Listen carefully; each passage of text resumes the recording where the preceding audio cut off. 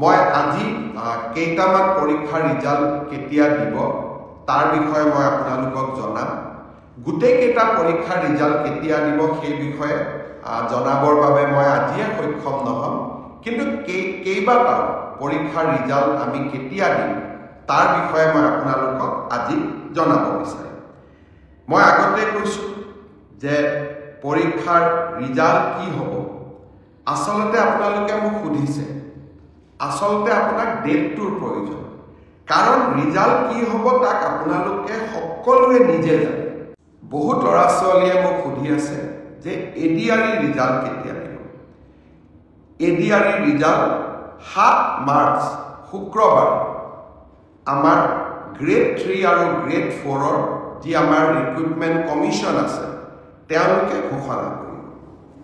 যিমান কেইটা পদ আছে তাৰ বিপৰীতে দুজনকৈ ল'ৰা ছোৱালী এই পৰীক্ষাত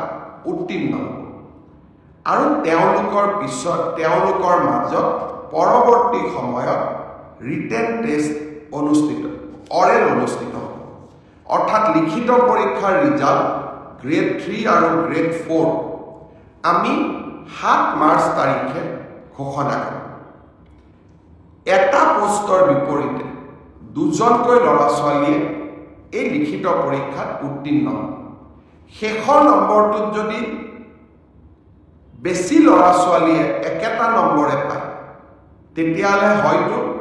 3000 পোষ্টৰ বিপৰীতে মই ধৰি ল'ব কৈছো 6000 ল'ৰা ছোৱালী পাছ কৰিব লাগে কিন্তু একেটা নম্বৰ যদি বহু পৰীক্ষাৰ্থীয়ে লাভ কৰে তেতিয়াহলে একে নম্বৰ পোৱা ল'ৰা ছোৱালী সকলেও পৰীক্ষাটো ডেফিনেটলি পাছ কৰিব অৰ্থাৎ আমি যদি ধৰি লওঁ 50 যে কাট অফ মাৰ্ক কিন্তু 50 যদি 50 জন ল'ৰাই নম্বৰ পাইছে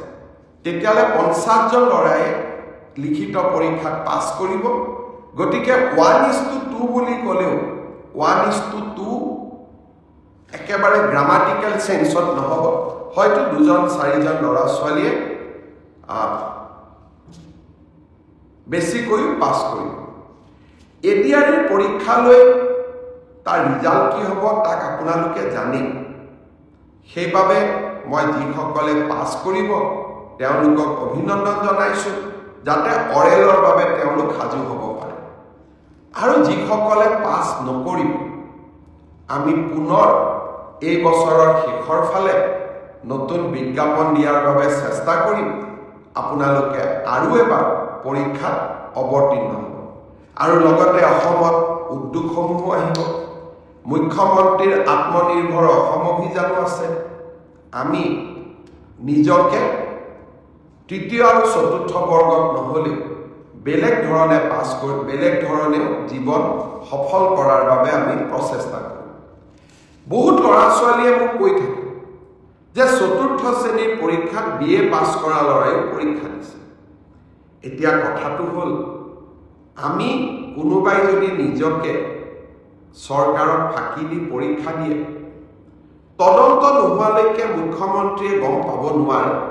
কেতিয়াবা আপোনালোকে এনেকে মোক ফেচবুকত লিখে টুইটাৰত লিখে যে মই সব গম পাওঁ কোনোবা ল'ৰা এজনে যদি বিএ পাছ কৰিও নিজৰ যোগ্যতাটোক লুকুৱাই পেলাই চতুৰ্থ শ্ৰেণীৰ পৰীক্ষাত আবেদন কৰে মুখ্যমন্ত্ৰীজনে কেনেকৈ গম পাব আপোনালোকে খবৰ দিব আপোনালোকক আমি সুবিধা দিম যে এনে যিসকল লোকে